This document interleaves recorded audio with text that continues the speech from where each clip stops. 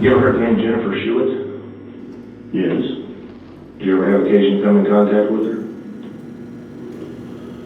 Yes. Tell me about that. No. For close to 2 decades, the case of Jeniffer Schuett, the 8-year-old girl who was kidnapped, assaulted, and left to die, went unsolved. Jeniffer had decided to sleep alone in her room for the first time when a strange man who claimed to be an undercover agent broke in through the window and abducted her from her Texas home. The strange man, after driving around for hours, assaulted her and slit her throat so deeply that when she was eventually rescued, the doctors concluded that she would never be able to speak again.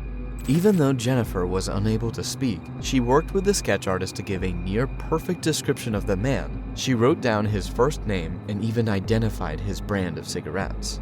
Still, for 19 years, the man went scot-free, while Jeniffer lived with the trauma. But eventually, the mystery of who abducted, assaulted, and tried to kill the innocent 8-year-old was solved. This is the twisted case of Jeniffer Schuett. That blistering summer night of August 10, 1990, at 3206 Lobet Drive, a Yorktown apartment complex in Dickinson, Texas, 8-year-old Jeniffer Schuett was abducted. Jeniffer was scared of the dark and didn't like sleeping alone, so she slept with her mother, Elaine, as she usually did. However, that night, Jeniffer was restless and told her mom that she was going to sleep in her own room for the first time. Jeniffer went there, switched on the light, took out her piggy bank and some books, and started counting the change in the piggy bank until she fell asleep. A man outside saw the light coming from her window and peeked through the gap between the curtains. When he noticed young Jeniffer was all alone, he broke the window locks, snuck in, and grabbed the young girl. Soon after, young Jeniffer Schuett woke up in the arms of a strange man with his hand placed over her mouth. She began to struggle but relaxed when the man told her that he was an undercover police officer named Dennis. He placed her in his vehicle and started to drive through town, passing by her grandparents' house and ending up at the parking lot of her elementary school, which was deserted as school was still on summer break. A school 2 miles from her apartment complex. Jeniffer had just finished her 2nd grade year and was getting ready to start the 3rd grade year at Silbernagle in Dickinson, Texas. The strange man offered her candy, but she rejected it, having been taught in school to never accept gifts from strangers. At this point, she was a little confused, as she had also been told that she could always trust law enforcement. But she instinctively knew that something was not right about Mr. Dennis and the entire situation. Her mother, Elaine, wasn't the type to go out to parties or even go out with friends, so she had never been watched by anyone except her grandparents. The man told her that her mom was going to pull into the parking lot shortly to pick her up, but she never showed up. 5 minutes later, he started the vehicle, pulled out of the parking lot, and drove about a mile from there to an overgrown field off a short gravel road at the 2100 block of California Avenue. She was a very curious 8-year-old girl who would usually ask a lot of questions, and at this point she couldn't understand what was going on anymore. So she began to question the strange man. "If you're a police officer, where is your gun? Where is your badge?" she asked, trying to get some proof. He replied, "I don't have my gun or badge right now." At some point he said that his gun was in the backseat. Curious to find the gun, she stood up and searched for it, but when she did, the man ripped off her pants. She was wearing a pink t-shirt and white underwear at the time. He then laid her down on the front seat, climbed on top of her, and started to lick her all over her body. She passed out multiple times due to how hard he choked her, as if he were trying to break her neck. The next thing she remembers is waking up while being dragged through the field by her ankles.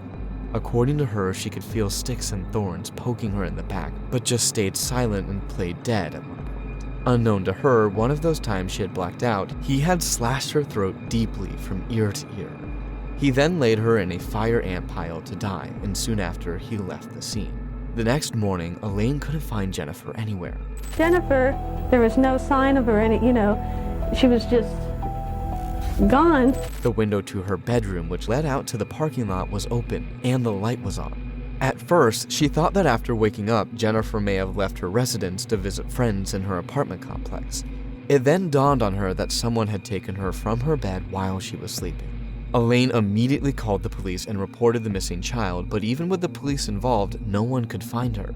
After about 12 to 14 hours, Jeniffer woke up to find that the sun had risen. She heard some kids playing tag nearby and tried to scream, but no sound came out because her vocal cords were severed. She lay there motionless, thinking that she would eventually die and praying that her mom would be okay. Then something hit her foot. A little boy was staring down at her. He had tripped over her. Shortly, a medical helicopter arrived and Jeniffer was rushed to the University of Texas Medical Branch in Galveston, where doctors hurriedly stitched the gaping wound in her throat. However, her injuries left her unable to utter a single word. She was covered in cuts, bruises, and ant bites, with thorns embedded in her back from being dragged in the rough field. Her mom, Elaine, was by her bedside, extremely traumatized, but she tried not to let her daughter see it. The doctors even said she was never going to speak again. Unable to speak, young Jeniffer Schuett found a way to answer questions and provide the investigators with important details about the man who attacked her. She wrote notes to her mother, who would then hand them to the officer outside. The police officers didn't go close to her because she distrusted all men at that point and was particularly fearful of the police, as her abductor had claimed to be an undercover officer when he forced her into his car. Jeniffer was so traumatized by the ordeal that they had to find female FBI agents to question her. At that time, DNA technology was not advanced enough, so they needed her to write down everything she could remember, and with the aid of a sketch artist, they got a somewhat useful image of the assaulter. She described the unknown man as white, in his 20s or 30s, dark-haired, with a thick, broad mustache. Fortunately, 3 weeks after the rescue, Jeniffer's voice was miraculously restored, and she went back to school with a tracheostomy tube protruding from her bandaged throat. A once happy and fearless little girl was now struck with nightmares and was terrified of all men. For 6 months straight, she never, for a second, let her own grandpa come near her. She was too afraid to stay in her own room and slept in her mom's room until she was 15. 1 year later, in 1991, 21-year-old Dennis Bradford, the man who abused Jeniffer Schuett, met an 18-year-old Lisa in Hot Springs, Arkansas, and went on to marry her just 6 months after their first meeting. Together, they had a son and a daughter, but his bad drinking habits ultimately cost him his marriage. At this point, the investigation into the kidnapping and attempted murder of Jeniffer Schuett had gone cold, as all leads led to a dead end. One April night in 1996, Dennis was in a Hot Springs, Arkansas bar called Gators. He asked a woman if he could buy her a drink, but she said no.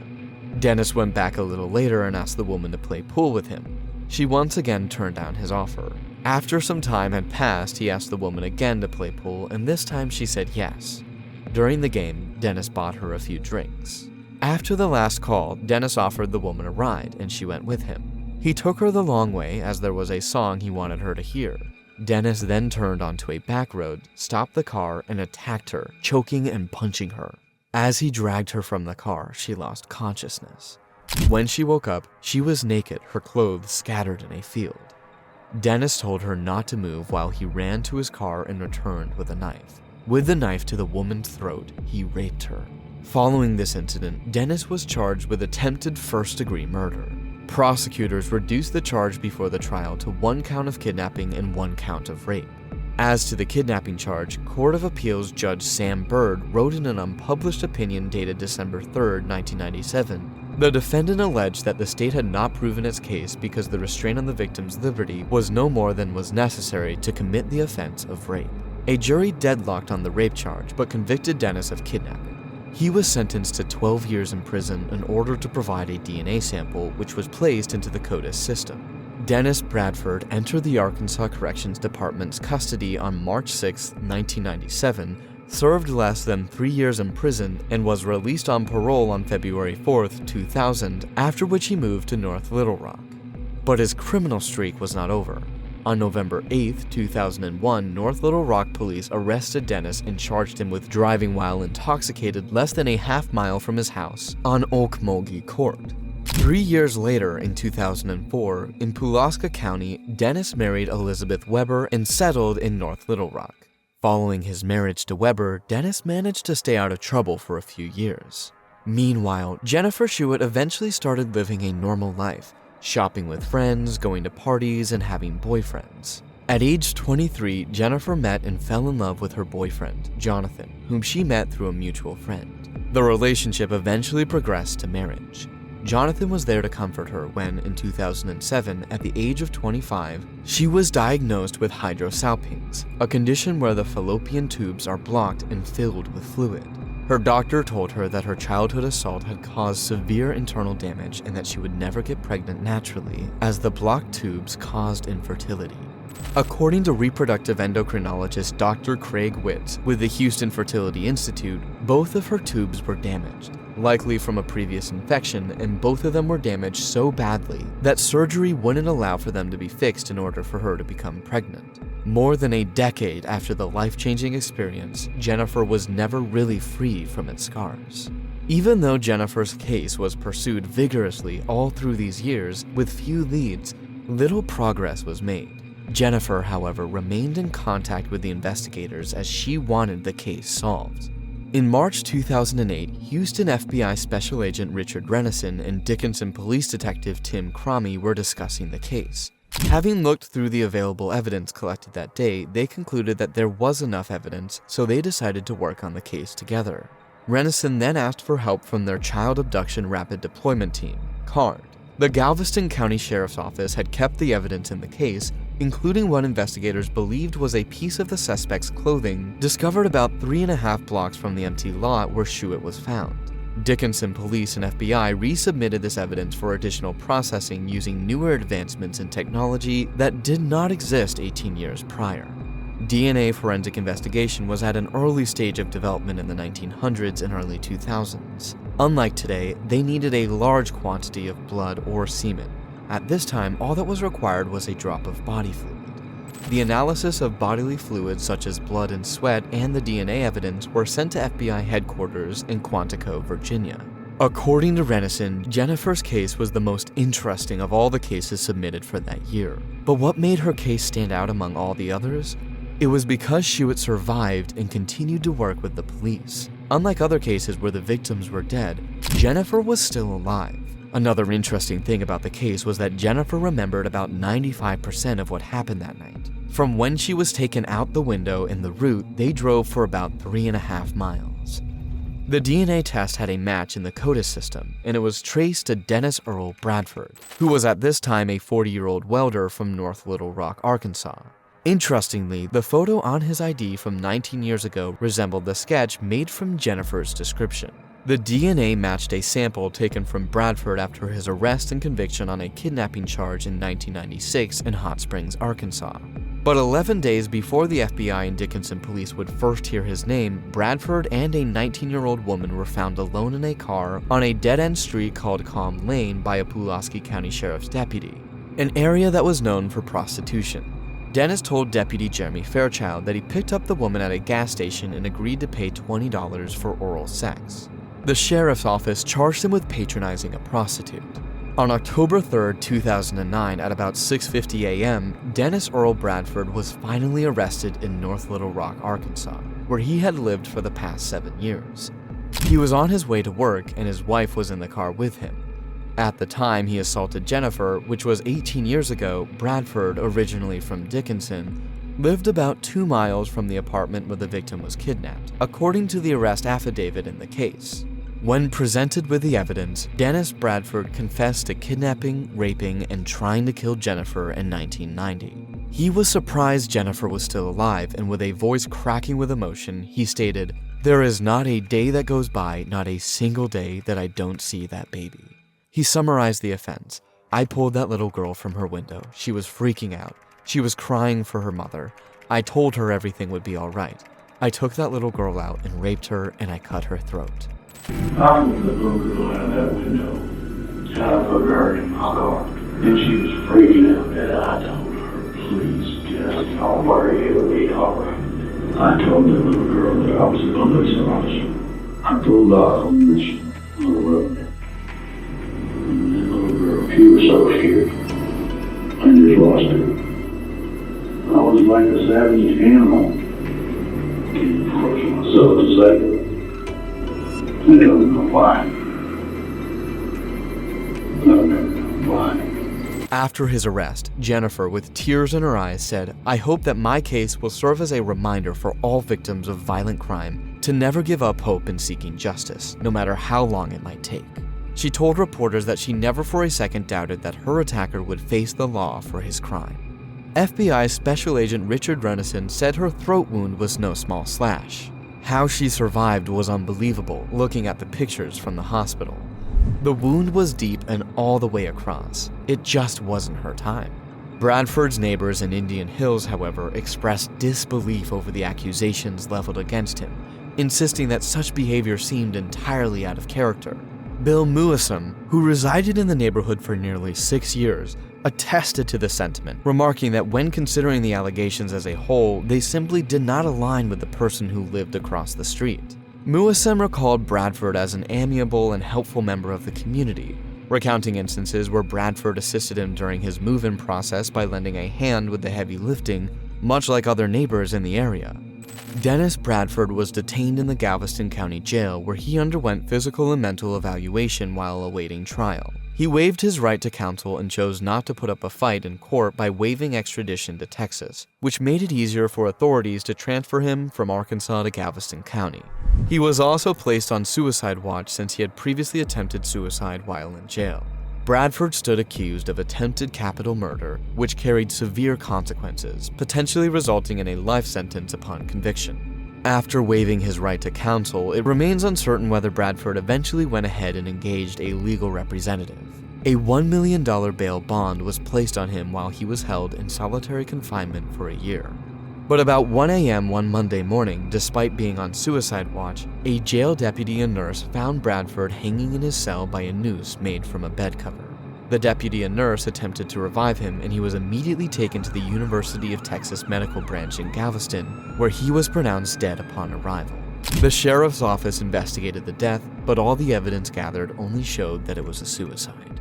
Shortly after the news got to Jeniffer Schuett, she released a written statement saying, "I am both shocked and disappointed at the news of Bradford resulting to suicide, as I looked forward to facing him in the courtroom, and now I feel as though I was robbed of that opportunity.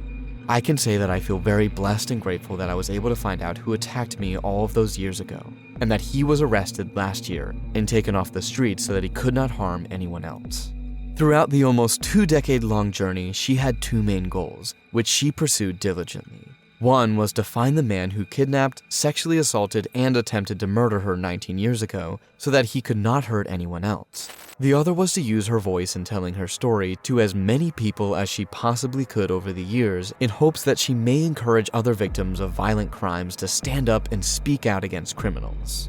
Jeniffer had already written a victim impact statement that she intended to read in court, but since her abuser had chosen to take his life, she read it over his grave. She read, "I waited 19 years, 2 months, and 3 days to find out your last name and for you to be caught.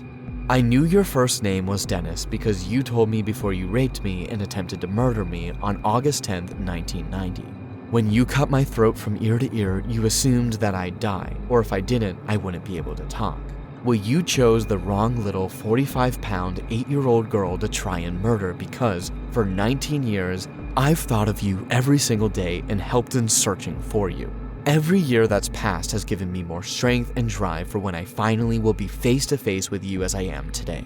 Some may feel sad for me that it took 19 years to track you down, but I'm only sad for the others who have fallen victim to you.